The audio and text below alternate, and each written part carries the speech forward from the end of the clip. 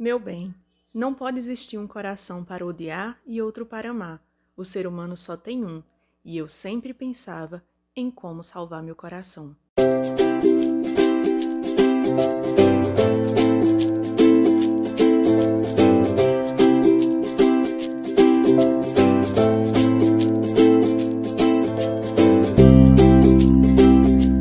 Olá, pessoas! Tudo bem com vocês? Eu sou Maíla e no vídeo de hoje a gente vai falar sobre o livro A Guerra Não Tem Rosto de Mulher, da Svetlana Alexievich.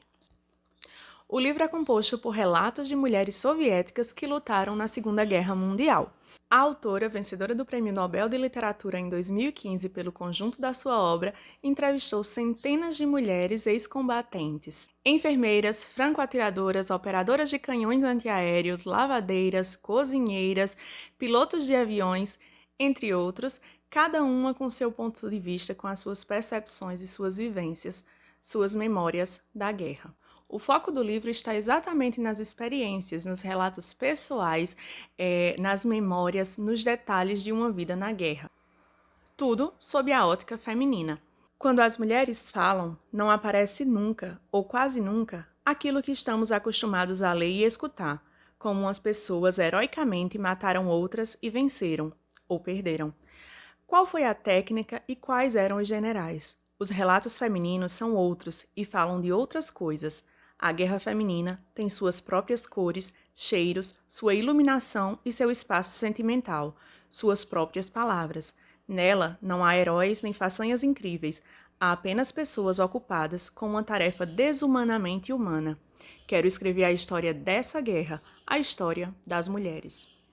Através de relatos tocantes, muito marcantes, a gente acompanha, né, a vida de algumas mulheres durante esses 4 anos de guerra, né? Então, desde quando a guerra chegou-se a notícia da guerra, de quando elas começaram a se voluntariar, né, para lutar em defesa da sua pátria, né, até a tão esperada vitória. Mas, como eu falei antes, o foco aqui não são os acontecimentos da guerra em si. Então, não está em foco as batalhas, nomes de comandantes, de generais, nada disso, né? Nem atos heróicos de famosos, né? De homens famosos, né? Nada disso está em foco. E o que está em foco aqui são as experiências pessoais. Então, cada relato a gente vai acompanhar, né, as memórias de mulheres já idosas, né, que viveram, né, aquilo ali e tudo que elas se lembram, né, da forma como elas se lembram, da forma como elas se sentiam.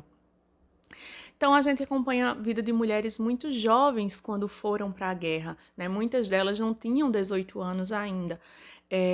E elas acabaram se voluntariando para o combate, né? E sofreram, além dos horrores da guerra, né? Elas sofreram muito com o preconceito. Desde o momento em que se voluntariaram, né? Quando elas chegavam para se alistar, né? Elas sempre percebiam sorrisos, né? Ou pessoas tratando-as como crianças, e muitas na verdade eram, né, mas como bobinhas que não sabiam que era guerra, ou como fossem delicadas demais que não poderiam participar da guerra, né, e elas foram firmes e queriam defender o seu país, né, então durante a guerra também, quando elas estavam em combate, elas sofriam, né, durante muito tempo até provarem o seu valor, provarem que elas conseguiriam fazer tudo o que um soldado homem faria, né? Então, a gente vai acompanhando, né, toda essa questão desse preconceito, né, e de como elas foram sendo aceitas no combate, de todas as experiências que elas iam vivenciando.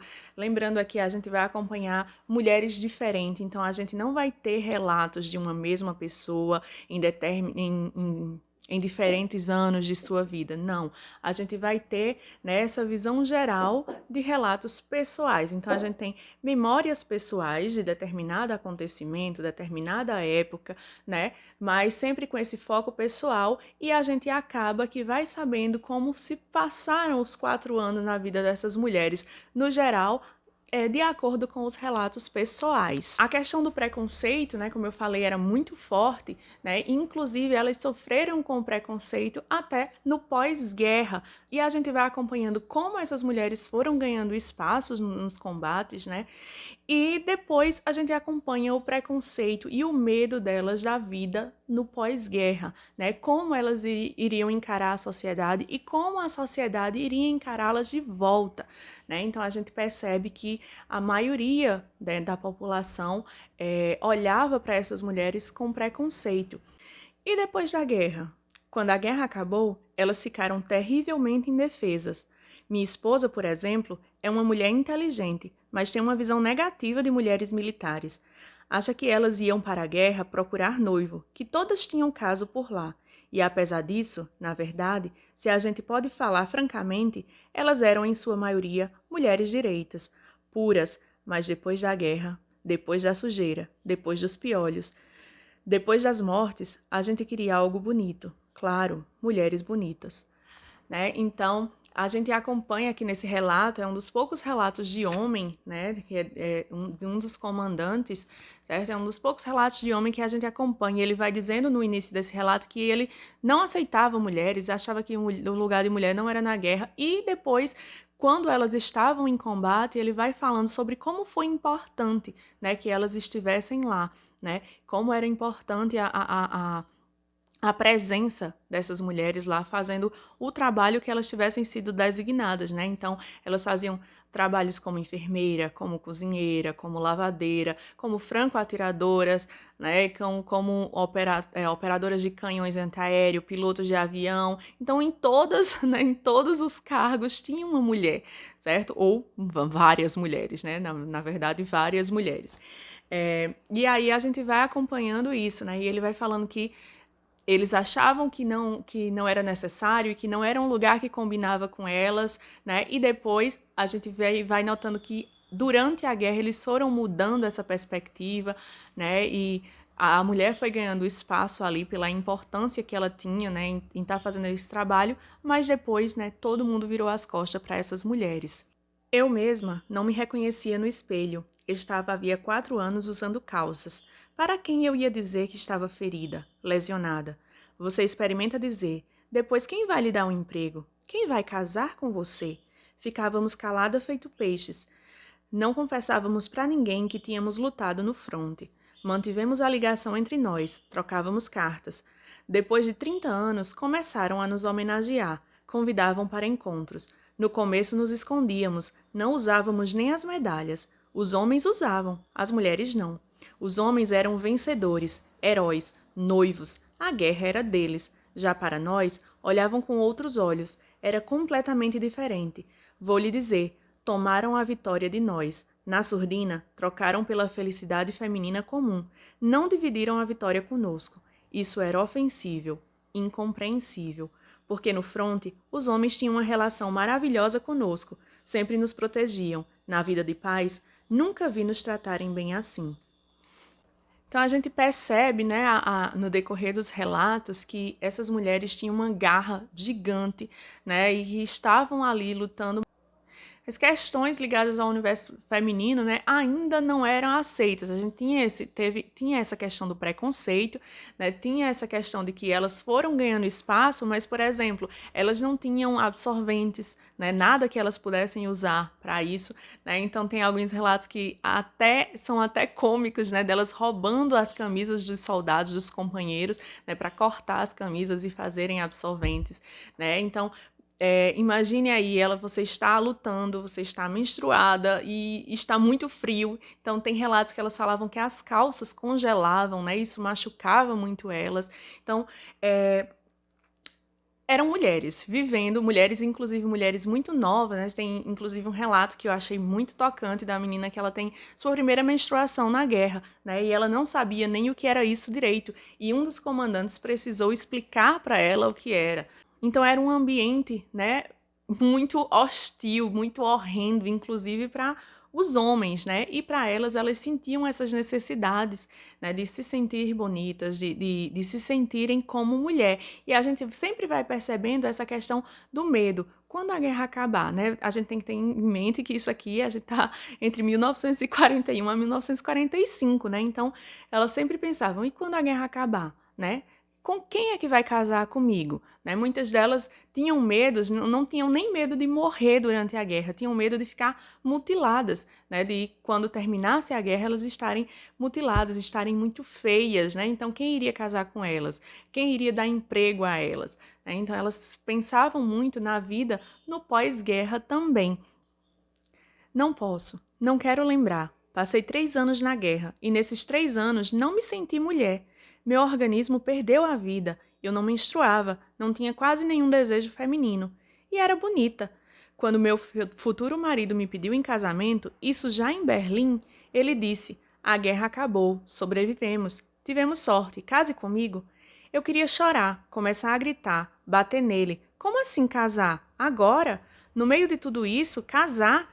No meio da fuligem preta, de tijolos pretos, olhe para mim, veja em que estado eu estou. Primeiro faça de mim uma mulher, me dê flores, flerte comigo, diga palavras bonitas, eu quero tanto isso, esperei tanto, por pouco não bati nele, queria bater. Uma de suas bochechas estava queimada, vermelha, e eu vi que ele tinha entendido tudo. Desciam lágrimas por essa bochecha, pelas cicatrizes ainda recentes. E eu mesma não acreditei que estava dizendo: Sim, eu me caso com você. Morrer, eu não tinha medo de morrer, por minha juventude talvez, ou algo assim. Estávamos rodeados pela morte. A morte estava sempre por perto, porém eu não pensava nela, não falávamos a respeito. Ela nos rodeava e cercava bem de perto, mas eu sempre passava batido. Uma noite, uma companhia inteira veio fazer reconhecimento de combate na área do nosso regimento. Quando estava amanhecendo, ela se retirou e começamos a escutar gemidos vindos da faixa neutra. Um ferido tinha ficado ali. Não vá, vão matar você. Os soldados não me deixavam ir. Não vê que já está clareando? Não dei ouvidos e rastejei para lá. Achei o ferido e arrastei-o por 8 horas, usando um cinto que amarrei na mão. Trouxe-o com vida. O comandante ficou sabendo e, de cabeça quente, me deu 5 dias de prisão pela ausência sem autorização. Mas o comandante substituto do regimento reagiu de outra forma. Merece uma medalha. Aos 19 anos, recebi a medalha por bravura. Aos 19 anos, meus cabelos ficaram brancos. Aos 19 anos, na última batalha, um tiro pegou meus 2 pulmões. A segunda bala passou no meio de 2 vértebras. Minhas pernas ficaram paralisadas. Eu fui dada como morta. Aos 19 anos, minha neta tem essa idade agora. Olho para ela e não acredito. É uma criança. Cheguei do fronte em casa, minha irmã me mostrou a notificação de óbito. Tinham me enterrado. Então, gente, o que eu achei do livro? É um livro com narrativas extremamente emocionantes, né? Então, no começo, você está curiosa, né, pelo que vai acontecendo. A autora, ela vai colocando algumas experiências dela, né, já nascida anos depois da guerra, né? Então, ela vai colocando algumas experiências dela, de como ela via essa questão da sociedade, né? E aí, aos poucos, ela vai começando a inserir partes de relatos, né? Então, só depois é que ela vai colocando relatos inteiros e vai dizendo quem era aquela mulher, né?